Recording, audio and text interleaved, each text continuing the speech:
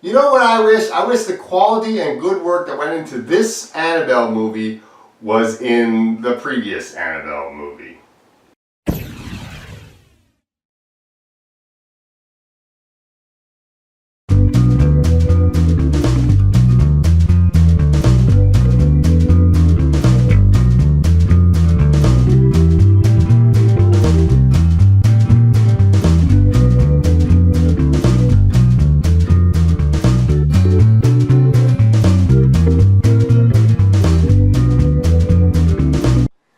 Annabelle Creation, directed by David Sandberg, the man that directed Lights Out, starring Lulu Wilson, Stephanie Sigmund, Talitha Bateman, Miranda Otto, Anthony LaPaglia, I think is how to say his name. I'll just put it up on the screen because I'm not sure.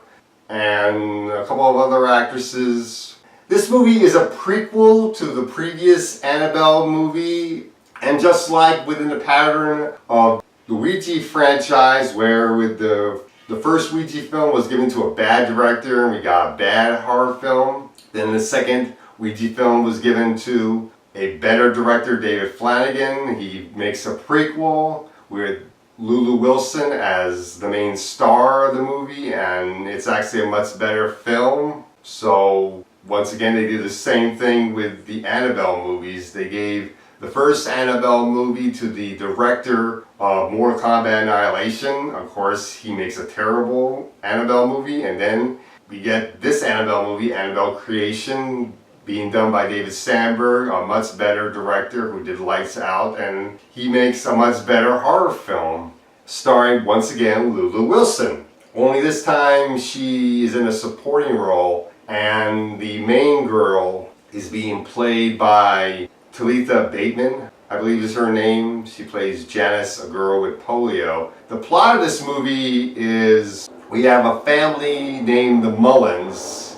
It takes place, I believe it's 10 years before the first Annabelle movie. The Mullins, Esther Mullins, played by Miranda Otto, and her husband Samuel Mullins, played by Anthony LaPaglia. And they have a daughter by the name of Bibi who tragically dies in an accident. They pray that the daughter comes back, and what happens is a spirit comes back to them that they think is their daughter, and they allow the spirit to possess the Annabelle doll. When the spirit comes back, and they realize eventually that the spirit is not their daughter, so they lock the doll away in the daughter's bedroom after some bad things happen, and they decide, for penance for what they've done, they will open their home to these orphan girls that are being taken care of by this nun, Sister Charlotte, played by Stephanie Sigmund, and allow them to live in their home,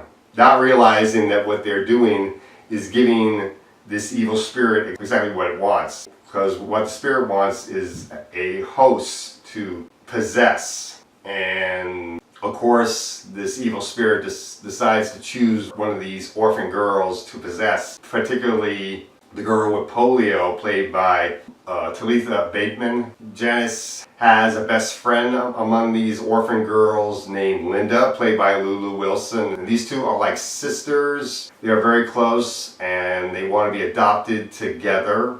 One of the cool things these girls find out when they get to the orphanage is that there's a chair hooked up to the staircase that goes up and down, an elevator chair, which was put in by the Mullins because the wife, Esther, gets into an accident where she loses her ability to walk. So she needs that chair, and they're allowing the girl Janice to use it since she needs it to get up and down the stairs. Now, of course, the evil spirit focuses its attention on trying to possess Janice and haunting the rest of the girls, and that's pretty much our movie. Now, I wanted to see this movie mostly because even though I hated the first Annabelle movie, I did like the trailer to this one, and I was curious to see if this movie was going to be any good. I like Lulu Wilson. I think she's a terrific actress. And David Sandberg is a great horror movie director. I did like Lights Out a lot. I have to say this is a good horror movie, but at the same time it's not as good as the Ouija film. I think the Ouija film is a little bit scarier at times. And also I don't like the fact that I had to sit through the previous Annabelle movie in order to get the chance to see a good horror film with this movie. But let's get into a little bit more of the positives of this film. Lulu Wilson and Talitha Bateman are excellent in this film. They have great friendship chemistry, and the actress that plays the nun, Sister Charlotte, Stephanie Sigmund, I think is great in this movie as well. Miranda Otto is very good for what few scenes she gets, and Anthony, I think, is a very good actor as well. I think he did a great job. The actresses that played the other girls were very good in the film as well. They play your typical kind of personalities for these background actors. Very stuck up, and they are very selfish. So this is the kind of personalities that are very typical for a horror movie like this, and made purposely to get you to focus on the main two girls, really, Janice and Linda, which is okay, but I kind of wish they